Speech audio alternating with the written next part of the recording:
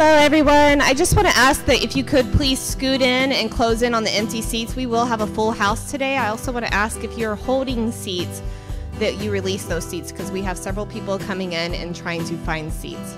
Thank you.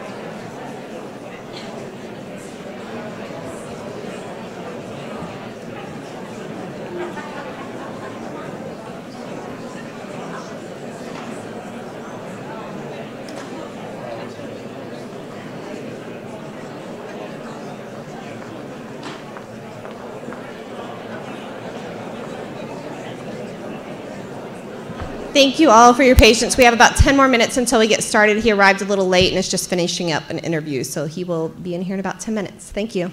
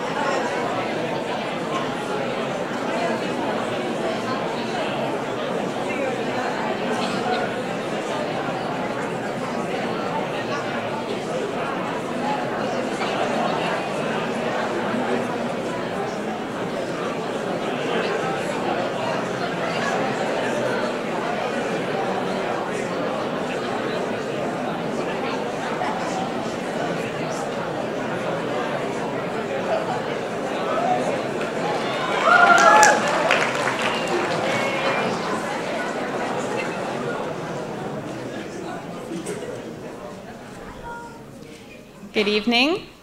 Thank you for your patience. I am Monica Rankin, Director of the Center for U.S. Latin America Initiatives here at UT Dallas. On behalf of the Center and the School of Arts and Humanities, it is my pleasure to welcome you to tonight's event. CUSLI sponsors a variety of initiatives designed to enhance the interconnectedness of the UT Dallas community, the Dallas community, and the Latin American region as a whole. I think the turnout tonight is a strong indication that there is a lot of interest in maintaining that interconnectedness. We are excited to have with us tonight former Mexican President Vicente Fox. He will join us to talk about his new book, Let's Move On. To me, it seems only appropriate that this event is taking place as we celebrate President's Day, in fact. I am truly delighted to see such a large crowd on this rainy, humid Monday. I would like to acknowledge many members of the greater Dallas community for joining us today. Welcome to UT Dallas. In particular, I would also like to note the large number of student attendees. Only a few of them are in my class and were forced to attend. The rest are here voluntarily. I also know that there are a number of local colleges in the area that have students attending this event with us, and a few high schools in the area. I'll embarrass my daughter right now. She's one of them. Thank you for coming, Kyla. It is heartening to see so many of you dedicated to building bridges and promoting cultural exchange, themes that are at the heart of today's talk and at the heart of what we do at the Latin America Center. I would also like to acknowledge our co-sponsors for today's event. I would like to extend a special thank you to Clara Hinojosa and the Mexico Institute, along with Fernando Krasovsky and the Asociación de Empresarios Mexicanos. Before we begin, let me ask you to please turn off your cell phones. And as a courtesy to all of our guests, please refrain from taking video and from flash photography. This evening's event will be a moderated discussion, followed by a brief period of Q&A from the audience. To facilitate audience questions, we ask that you write your questions on note cards. We have note cards at the two tables at the corners of the middle landing. We have ushers who can distribute those to you. If you can raise a hand if you want a note card, if there's a point during the discussion that you have something that you want to write down. And hand those back to the ushers or drop them on the tables. There's a couple of black bags on those tables. Those will be collected and brought to us, and we'll use those for the audience Q&A at the end. Moderating our discussion this evening, I am pleased to introduce Claudia Torrescano. Claudia is a member of the Mexico Institute and the Asociación de Empresarios Mexicanos.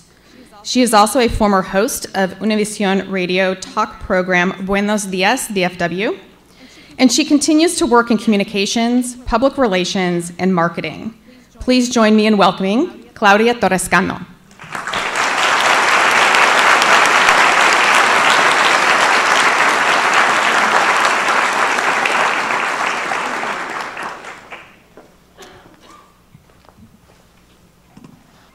And now to introduce our featured guest, it is my great pleasure to welcome to the stage UT Dallas Executive Vice President Hobson Wildenthal.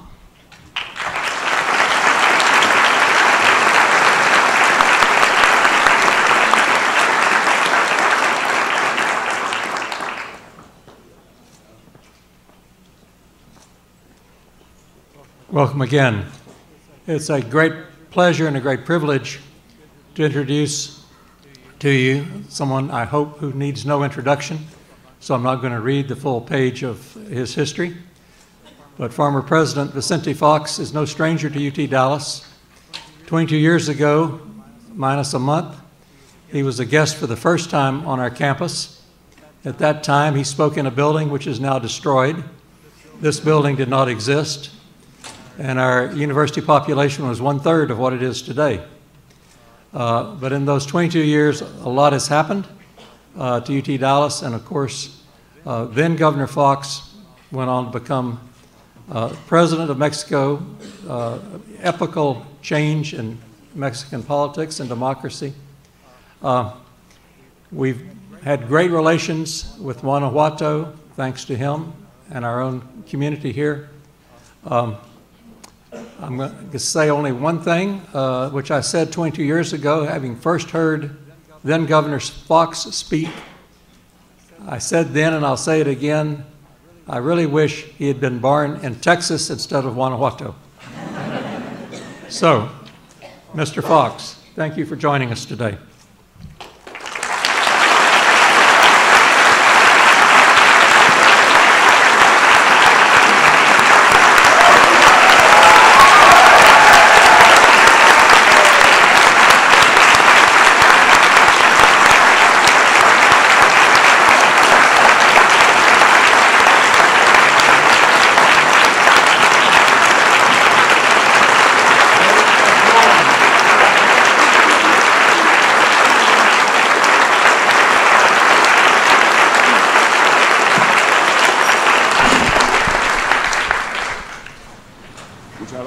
Muchas gracias. Well, it's great to see you again here in Dallas. Welcome, bienvenido, paisano. Muchísimas gracias, muy buenas noches. Muchas gracias. Well, we congratulate you on the publication of your new book, which hopefully we can get a copy in a little bit so then we can show it to everyone. And I know that in the book you focus mainly on the relationship between Mexico and United States. But first of all, we would like to know, usually the former presidents of Mexico, when they leave the presidency, they usually disappear from the public lens. But you have done the contrary. You have really been very active, and you have been participating in keeping a very close eye to the United States, and now specifically the president, Mr. President Trump. So we will cover and we will talk a little bit. We want to hear a little bit of what you talk on the book, and we will hear about trade. We will talk about immigration, and then again about politics, what's happening in the elections in Mexico. But first of all, the wall. Yes, the wall. We will definitely touch on the wall. And the fucking wall. The F wall, yes. We also know that that was definitely a trend on Twitter. We know that, so we will definitely remember that. So we would like to know and hear, I know that you say in your book that 120 million Mexicans are mad at the comments that Mr. Trump has been talking about the Mexican immigrant. And not only, I would say not only 120, but if you add the population that lives in this country, and of course other people who is not Mexican, but that live abroad. So can you share a little bit about that? Okay, again, thank you very much, and pleased to be here in this great university, which I had the fortune to visit and come invited, and that I admire this university. Great university of excellence, state of the art. And coming to the point, the book. In that book, I tried to speak about all these issues related to Mexico and United States relationship, which comes from way behind, centuries behind. We're neighbors. We've been neighbors for a long time. We were at war at one time. But later on, we've been building and building this sometimes very difficult relationship, some other times very fruitful and successful relationship. It's been a hard work. It's been a hard work throughout the last decades, and more so when NAFTA negotiations started. And that's when we decided, both nations, United States and Mexico, together with Canada, that it was very important, looking at the future, having in consideration the challenge presented by the East, especially by China, but those very strong, successful economies, that together they are much larger than U.S. economy. China by itself is now getting close to the size of U.S. economy. As a matter of fact, in trading, China's trade balance today is much larger than United States trade balance. And with that in mind, China has been able to create over 300 million people in China that today became middle classes. So it's the country with the largest middle class in the whole of the world, much more middle class than United States. And they have done that in 25 years, only in 25 years. So the threat, the challenge is right there on the east. It's not south.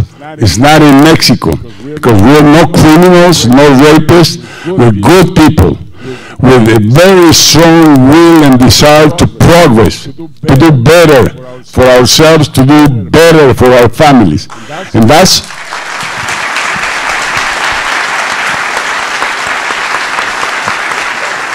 that is why I admire so much.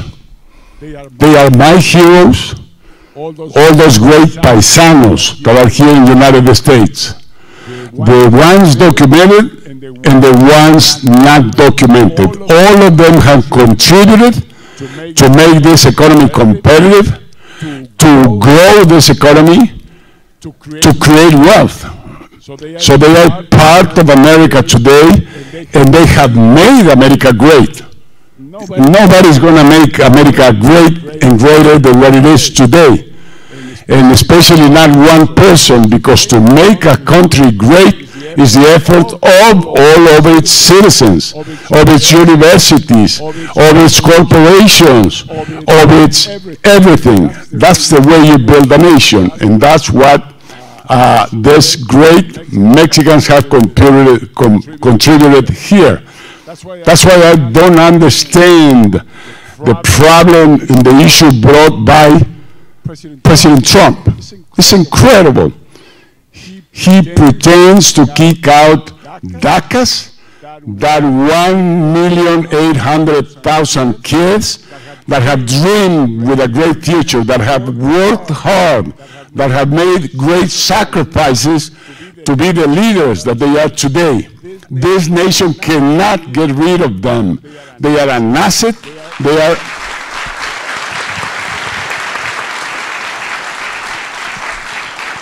And if that happens, Mexico will welcome all those DACAs with their talent, with their leadership, and Mexico will change because of them. And Mexico's changing, and we have jobs for them now. We're close to full employment in Mexico. Mexican economy today is strong. It's the most competitive place in the world for manufacturing, more than China. We can produce at better quality, less cost than what China can do. And all this is the product of NAFTA. That's what we have worked for, to make sure that Mexico upgrades itself and gets to the level of Canada and United States. And that's already happening, because let me tell you this, when NAFTA started, you would make the equivalent of $1 on the Mexican side. And by crossing the Rio Grande, by learning to swim, or by jumping a wall, you will be making $10 25 years ago. Who of you would not go for that incentive to increase and to improve your income tenfold? That's an economic issue, and that's the way that border has been working. Today, 1 million people cross that border every day, back and forth. Americans coming to Mexico, Mexicans coming to United States. 1 million people and hundreds of thousands of containers that we trade between United States and Mexico. And that trade balance today, together with Canada, is approaching $1 trillion. This is $1 million is what we trade every year. And we trade even. What we buy, we sell. So Mexico is accountable for 10 million direct jobs to U.S. citizens that have those jobs because of what Mexico imports from United States. Just thinking about food, agriculture, we buy from United States $40 billion US worth of yellow corn that we import to Mexico. And that's why 3 million farmers in United States can survive and can have income. So the day that this guy makes that locura of canceling NAFTA, those 3 million farmers, what the hell are they going to do with the grain? Where are they going to sell it? And so a lot of good things happen in our partnership, and nobody wants this to be destroyed. It's taking a lot of sacrifice, a lot of effort to build what we have today. And then we have Mr. Trump continuing to speak about one of his mantras, as you say, America first, hire America, buy American, and the United States would make and buy its own stuff just by bringing back everything and all the jobs back to overseas. Is that really true? Is the immigrant community really taking the jobs away from this country? Okay, several comments here. Number one is that each nation and each economy has its capabilities. No single nation by itself can produce everything, can do everything you want, and that's why in the world we have understood that you have to make agreements, like the European Union. What a successful agreement. Most of the nations in Europe have greater per capita incomes than what you have here in the United States. And the distribution of income in Europe is so little, so wide. Everybody's about the same than everybody else. Distribution of income in the United States is from here all the way up to the roof. Some very few have billions, some others have just enough to survive. This is why that tax reform is so unfair, because most of the money goes up here and not to the rest. But anyway, Europe has solved with a lot of good sense and good wisdom that situation. Now, what we have today is a world that is built out of blocks working together so that we compensate what we don't have. And I will tell you a little story. 5 years ago, only 5 years ago, Chrysler, Ford Motor Company, General Motors went broke. And who took them out of bankruptcy? You, taxpayers, American taxpayers. Billions of US dollars were given to those corporations to survive. And so they were rescued.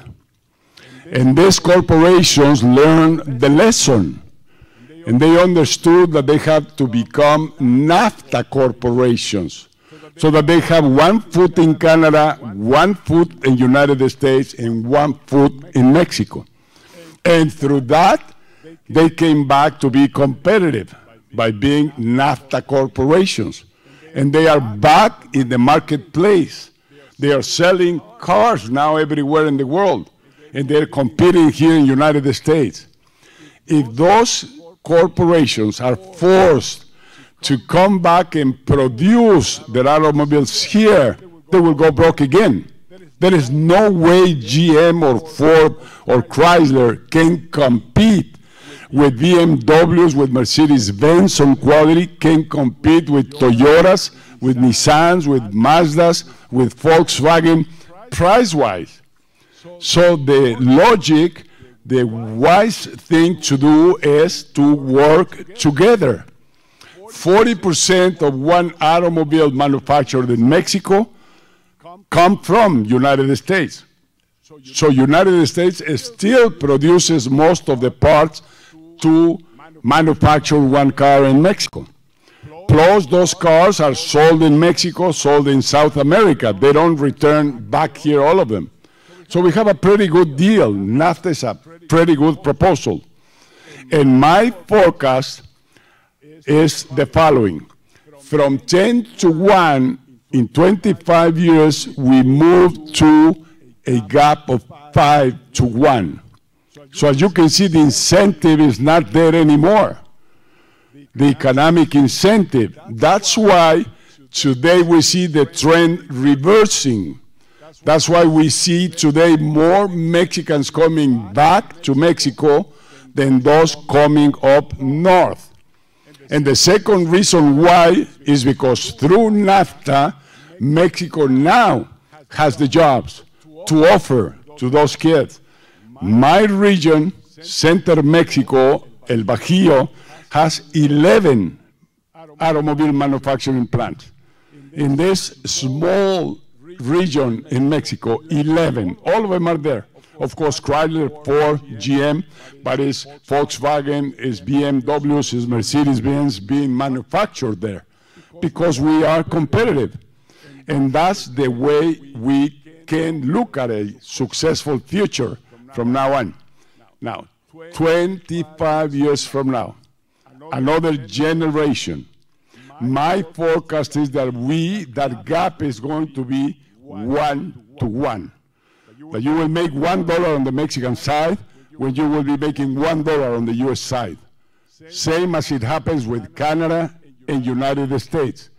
That will happen with Mexico and United States because that's what we are working for. That border is drilled so much. There are so many bridges. There are so many people crossing, so many containers, hundreds of containers of product crossing every day. That border, that of course, like humidity, development, jobs, wealth creation is coming down into Mexico. And that's why northern states of Mexico not only full employment, but per capita incomes in Chihuahua, in Nuevo León, in Tamaulipas, in Coahuila, in Baja California, and all of them is overpassed now $20,000 US per capita income, which is middle income as Poland has, as other countries have, the tigers of Asia. So now that humidity is coming down because when you come to central Mexico, we have per capita incomes of $12,500 in our place in Guanajuato, in Querétaro. But that's growing, expanding at 8% a year gross product. So pretty soon we're going to be reaching the 20,000. Now, when you go further south, then in Oaxaca, in Chiapas, there the income is down, the per capita income is down to 4,000 only. So you have 20,000 on the north, 12,000 in central Mexico, 4,000 in the south, and that's the way it extends to Central America, around 4,000, 5,000. So it's clear that NAFTA has been great for Mexico, it's been great for United States, it's been great for Canada. Thank you. So what about the wall? I understand Mexico is not paying for the wall. You've said, and you also say it in your book, that walls do not work. They did not work in Berlin, did not work for China. What's going to happen? What do you feel? Well, that's exactly the way you said it. And I mean, can somebody believe that a guy so-called president of any nation can tell his neighbor, I'm going to build a wall and you're going to pay for it? What is the substance of that? What is the reason? It's not explainable. It came out of his mind like those tweets he does every day. He doesn't think what he's saying. He just says it. And that's why now he's in a trap. He's in a trap because he promised those white American middle classes that he would build that wall. And now, how is he going to deliver? Congress is not approving the funds. Mexico is saying, Trump, no wall. So he's going to go after you. Now he's going to go after you and say, taxpayers, I'm sorry, I have to use some money for the wall. Do you know what you can do with 25 to 35 billion US dollars? Do you know how many universities you can build? Do you know how many jobs you can create? Can you imagine what you can do with that amount of money wasted in a wall? When that wall serves no purpose. And the wise thing to do is what President Bush did, Bush 43. And we sat together and we decided to go for a all-comprehensive immigration reform. And he came to the ranch, his first official visit as president, to Rancho San Cristobal, where all of you have your home. Anytime you're in Mexico, please come. You're going to have real enchiladas, real taco balls, real tequila. So we sat there for a day and a half, and we decided we would go for it, that we would go for the whole enchilada, and we worked hard. Unfortunately, September the 11th came by and caught our dreams, and caught the work and the agreements we were having. That very sad day of September the 11th. And priorities changed. And President Bush gave me a phone call, Vicente, I'm sorry, but we're not going to keep on working with the immigration deal right now. Give me a little bit of time and we'll come back to it. And then he invited me to come to Congress here on an official visit to the White House. And I went to Congress. I had the honor to speak to joint chambers, the two of them together, and speak about this reform, and speak about the relationship between Mexico and United States. And everything was ready to go. Everything was ready to be approved. Unfortunately, 4 days later, September the 11th came, and everybody was shocked. And it became second priority, the deal about migration. But otherwise, we would have had that reform. Now, that reform, that bill was presented to Congress by Senator Kennedy and Senator McCain, a bipartisan bill. It's there sitting in Congress. It has not been processed, and it has the answer to put something together that is a win-win situation to both of us. But that didn't happen. So we're still trying to build bridges instead of building walls.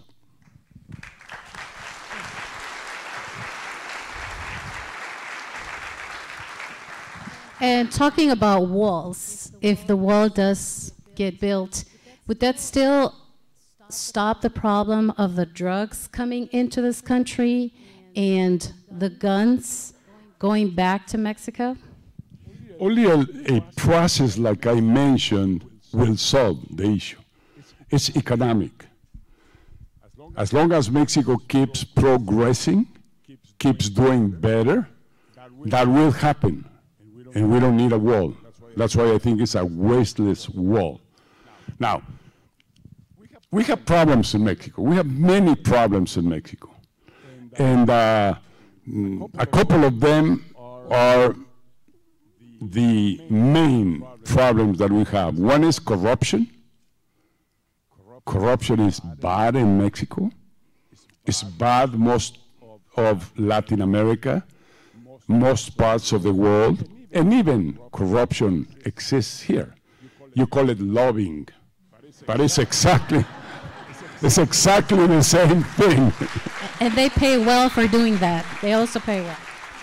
So that's the situation we have. Now, the other problem, the second one is drugs, cartels, violence, killings, blood in the streets of Mexico.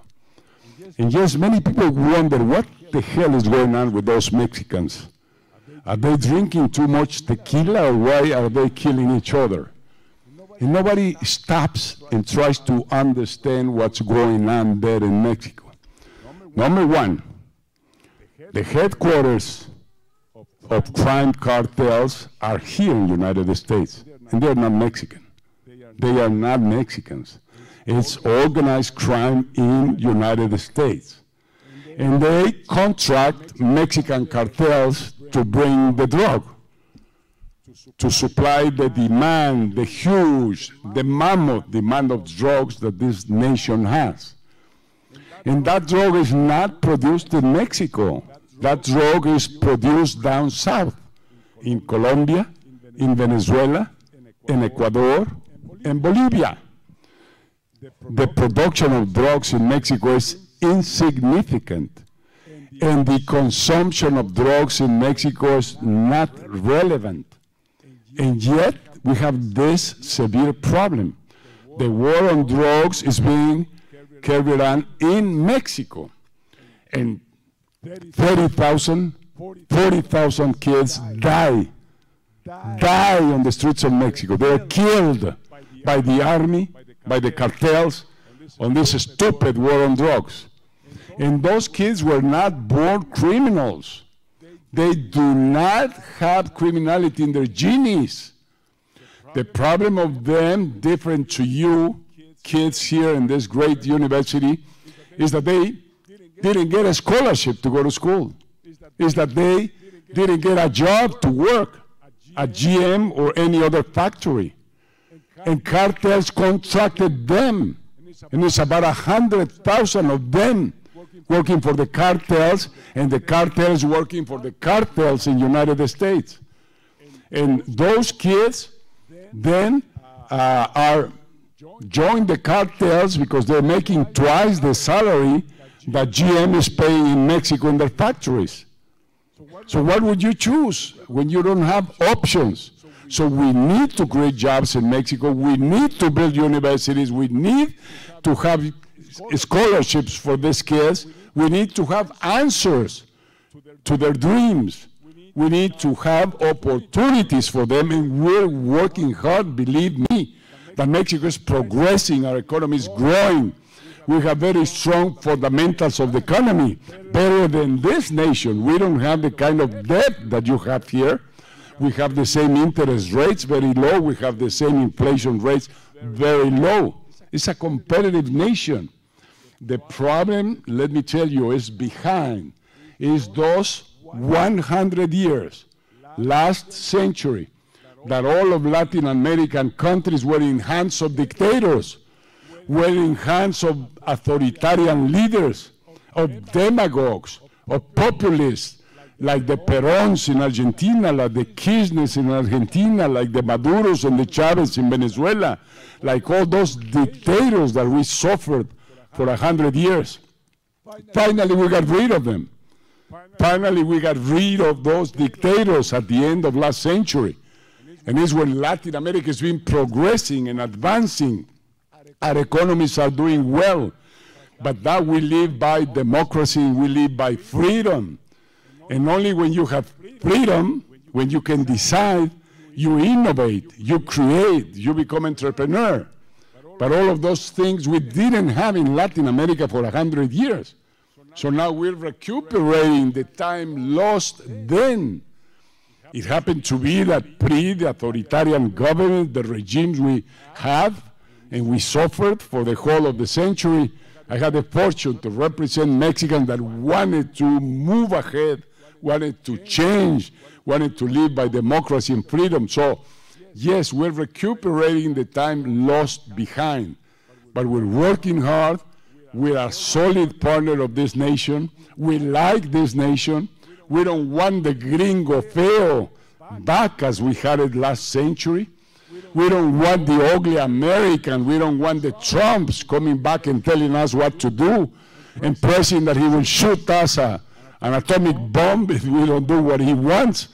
I mean, that's not the way to deal in this open world, in this global world, on this democratic and free world that we have today. I let you thinking, huh? And before we go to the question, the Q&A session, I would like to now, Mexican citizens living abroad, just like me, have the right to vote for the upcoming presidential election in Mexico. We know that the last presidential election, there was a high percentage of participation of the immigrant community who registered to vote. And we know that among those leading the votes were New York, Chicago, LA, and of course, Dallas. We had a very important presence in the vote of Mexico's president. How do you see that participation coming or resulting this coming year? And who do you think will win? Will it be the PRI again taking over? Will it be PAN? Or will it be the PRD or the PRD? Well, first of all, maybe a couple of comments. The world is changing, and it's changing very, very, very fast. Every day new things, every day discoveries, every day innovation. And this is happening on the political arena also, as well as happening in science, in technology, in business, and economy. Big changes are going on in politics. And why? Because democracy is not delivering.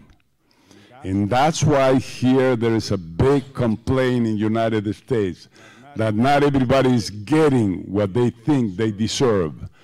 They are disappointed with Washington, with the swamp, with Wall Street, with Trump, with everybody. Big disappointment.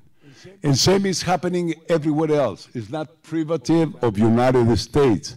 We are all up to our neck about our governments, about our Congresses, and about democracy not delivering.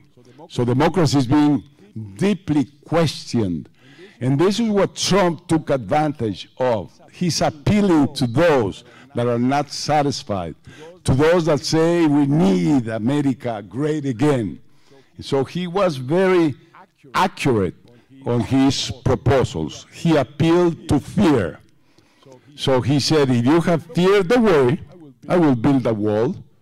If you have fear again, don't worry, we have atomic bombs and I'm going to invest more and more on U.S. Army. And we want to develop further the atomic technology. If you don't have a job, don't worry, I get you one. We will take it away from Mexico and bring it back here for you. And the carbon jobs, he promised he will bring them back. Those jobs will never come back again. Mexico didn't take those jobs. Those jobs were lost with technology, with robots. I don't know if you have visited one of these state-of-the-art automobile plants, which is robots everywhere on the production line. Everything moves automatically, and that's what is causing unemployment. And that's a big challenge to the future. What you have to do, why doesn't Trump speak about education? Why doesn't he speak about building more IT, more technologies, more universities, more schools, more community colleges? Why doesn't he appeal to the young generation and tell them, we are going to work, both of us, to build a better future? We're running at high speed towards a world without jobs. And this is going to happen next 5 to 10 years. Automobiles don't need a chauffeur anymore. Factories will not need but robots.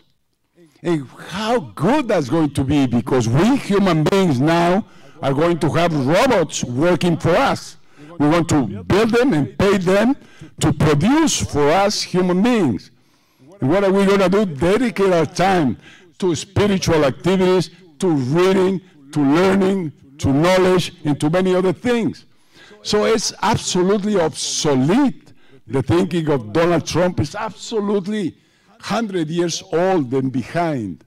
This nation needs to look at the future the way Tom Friedman, the columnist from New York Times, writes, like Noah describes on his Homo sapiens book. Please read it. And you will learn a lot of things that are coming and that don't have nothing, absolutely nothing to do with Trump is proposing. And I can say this because in Latin America, we lost that full century because we believed those dictators, those authoritarian governments. We said, okay, you're going to give me a job? Fine. I sit down here, get my beer, and wait for you to give me the job I need. And that's the way we thought for a full century in Latin America. We lost our time, and we lagged behind. Now we woke up and we say, it's on me. It's on every one of us to build the future we want for us. Not Trump that is going to build the world for us. It's ourselves, it's leaders, compassionate leaders. Leaders that we are all. We are leaders. We have that power within. As long as we have a purpose, the right purpose and the right cause, there is no limit for leaders to grow and grow, to reach the space if needed. Leadership is the power that moves this world, and we're all leaders. And that's why the responsibility for these students here is tough. It's difficult, because you have the great opportunity to be on a state-of-the-art, a university of excellence. In Latin America, 70 out of each 100 kids don't have the opportunity to go to a university because we lost the 20th century. Now we have to build and move fast so that we have opportunities for them. Imagine 70 kids out there that cannot even dream about going to a university. So that's the challenge, that's the responsibility of those that are here, those that are getting prepared to be leaders, efficient leaders, leaders that perform. But your number one responsibility is making sure that those other 70 kids get the same opportunities that you have today. And that's what we have to work for, to link the vanguard, the successful vanguard, with the rear guard that is forgotten back there. And there is no will to stop somebody that has hunger, to stop somebody that is decided to go for a different future. There is no will that will solve that. Only knowledge, only education, only technology, and only leaders that are compassionate, that speak about love, that speak about the other, that put themselves in the shoes of the other, and you understand him and you try to do something for them. This language is totally absent on the brain of Trump.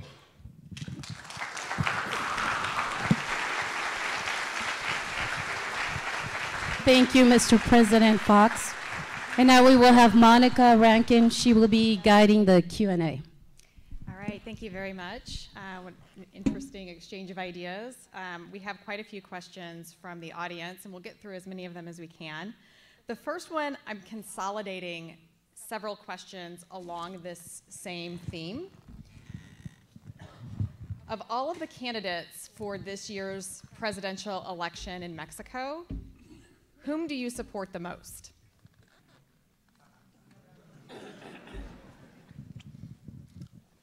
I am glad that she talks about candidates. That's what matters. Not parties, not political parties. And I'm surprised here in the United States the behavior of political parties, Democrats and Republicans. You're born Republican and you die Republican. You're born Democrat and you die Democrat.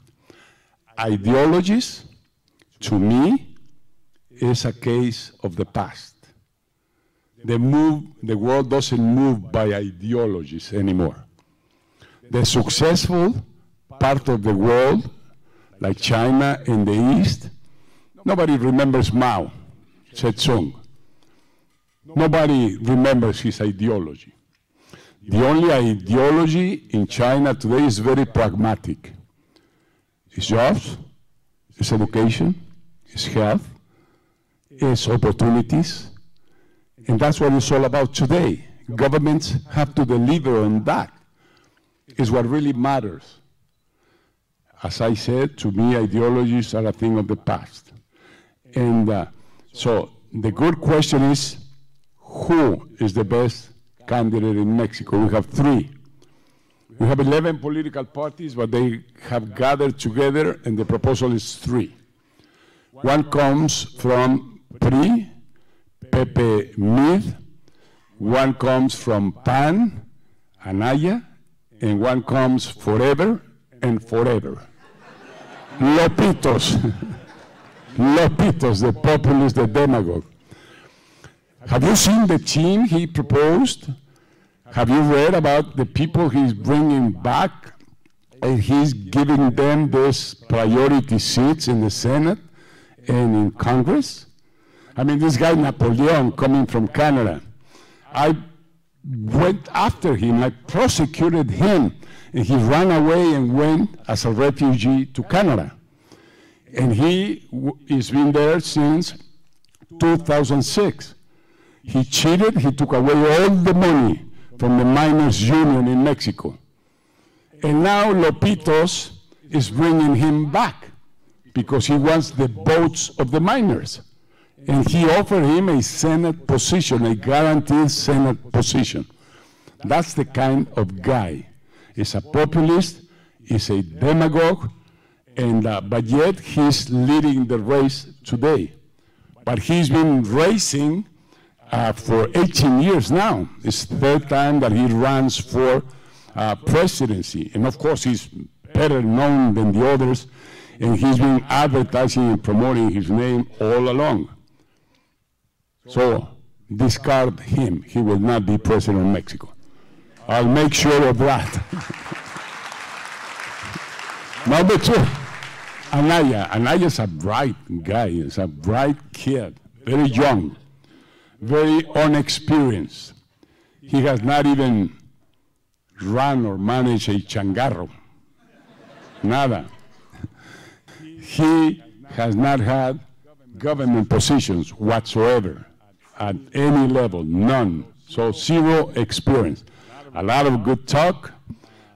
He presents himself as he is, a young guy. He speaks about technology. He goes to Silicon Valley. He gets pictures of him there and everything. But experience, seniority is most important. Look at Trump, no experience. No experience. And he moves from business, and he thinks it's the same thing to run a nation. I went through that process. And I had a long learning process. I was congressman first. I made a lot of mistakes, but I learned a lot. Then I became governor of my state. I kept learning the difference between politics and business. And finally, I became president, and yet my first year or 2 years, learning and learning again the different way you have to approach problems and take solutions. This guy will learn, but maybe he's going to be dead by the time he learns what is politics all about. And so it's crucial now. The 3rd one is Pepe Mid, which is representing the PRI. He's not a priest. That's a good symbol. Number 2, he has years and years of experience. He was Minister of Foreign Relations. He was Minister of Hacienda, Treasury. He was Minister of Social Policies. So highly experienced man, good man. And unfortunately, he has to carry the PRI name on his shoulders.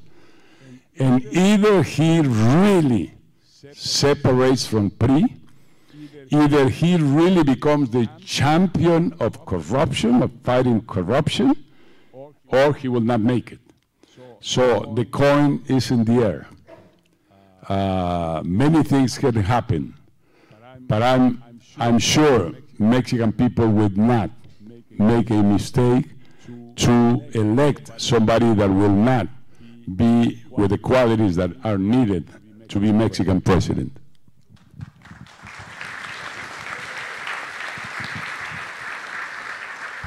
Thank you. We've had many questions submitted regarding immigration. You spoke a lot about it tonight. You speak about it extensively in your book.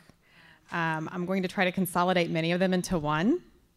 What message do you have for DACA students? I love them. I wish we would have them in Mexico, but I tell them, don't worry, you will prevail. You will come along. They're not going to get rid of you. You are too valuable.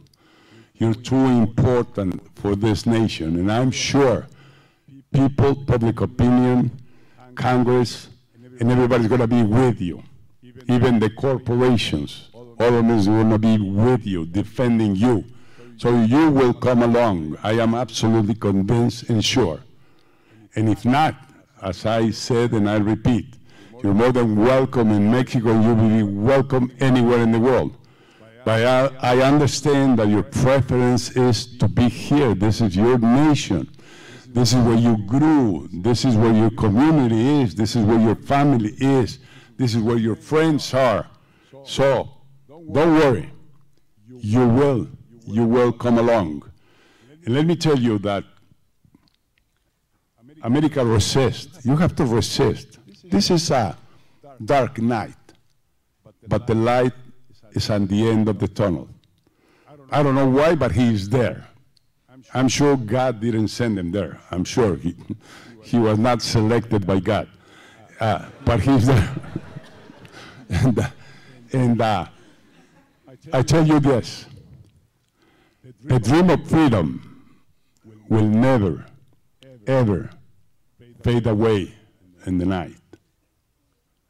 Hope will always win, and love will always prevail. That's a message for all you DACAs, and if anything I can do, I will do it.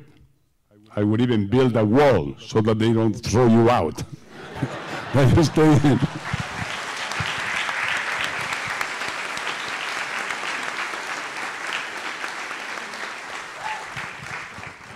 I think we have time for one more question. And again, I'm going to try to combine a couple of them into one. I think it's pretty clear that you're not a fan of President Trump. After the Trump presidency, what do you think are the prospects for U.S.-Mexican relations? And what can all of us do to ensure that those relations maintain at a good level? You know, it's absolutely impossible that one man can tear off, can destroy what we have built with so much sacrifice, with so much effort. So we will prevail. But if you want an advice from somebody that loves this land, loves this nation, because I was taught by my grandfather to do so, because my grandfather was born in Cincinnati, Ohio. He came as a migrant back in 1895 without a penny in his pocket. And he crossed rivers, mountains, borders, and he settled in Guanajuato. And he found his dream there. And we've been there for 5 generations, loving this nation, loving Mexico. So my advice is that this will pass, and that our friendship, our partnership will prevail, and that we will keep building this place of leadership to the world, and we need each other, Canada, United States, and Mexico, and that will happen. We are facing the most exciting world that we could ever thought of. It's incredible what is coming in this 21st century. It's not only the job issue that I already mentioned, it's technology. Are you aware that those being born today, here, or anywhere in the world, expectancy of life will overpass 100 years? And those who are going to be born on the second part of the century, expectancy of life will overpass 130 years. So get ready for that. It's going to be boring, but we have to find something to do, and we will find it. Do you know that within this century we will end up with poverty and hunger? We already produce more food than the one we can eat, the 8 billion of us. We just need one of you young students here to find out how do we take that food from the factories or the farms into the tables of the needy. It's an economic problem, but the food is right there being wasted and being thrown away. All those things will happen within this century. Maybe we'll be in Mars. And by the way, those that forecast this century, they say that we're going to have a war between Mexico and United States again around 2070. I don't believe that. But that war or violence is the only thing that can happen that will cut this progress that is coming, that will cut this new world that we're building. Only violence and war will do that. The rest will happen, and it will happen as soon as within this century. So great leaders of today and tomorrow, remember, shortcut to happiness is being for others, is doing for others, is putting ourselves in the shoes of the other. Selfish leadership, like the one I have been mentioning, will not transcend, It cannot. Compassive leadership, leadership that loves, leadership that has a good cause, they will transcend. They will be forever. Gracias.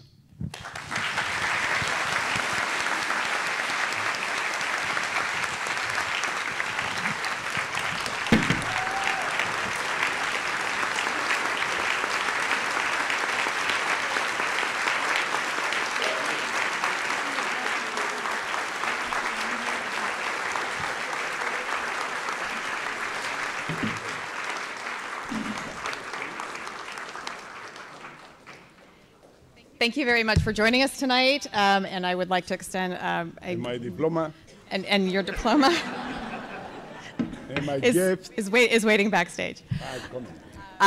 I thank all of you for attending tonight and giving a hearty welcome to Mr. Fox and joining us this evening for an engaging conversation and a lot of motivational ideas. I think all of us are going to leave here inspired. We are selling a few books. We don't have a lot, but we have a few books for sale in the lobby. There are tables set up there as you exit. There's also information on the Latin America Center and a sign-in sheet if you want to sign up for our newsletter and our listserv that has information about more of our future events. And I will ask all of you to give me one final thank you to Mr. Fox to send him off. Thank you very much. And Martha and I, Cristina, that is here, my daughter, we will be with open arms to welcome all of you to San Cristobal, that magic place where the first presidential library outside of the United States has been built. It's right there, half an hour from Lyon's International Airport. Many non-stop flights coming from Dallas, Houston, LA, Chicago, Los Angeles, Atlanta. So we'll wait for you for those real enchiladas, those real tacos, and those real tequilas. God bless you.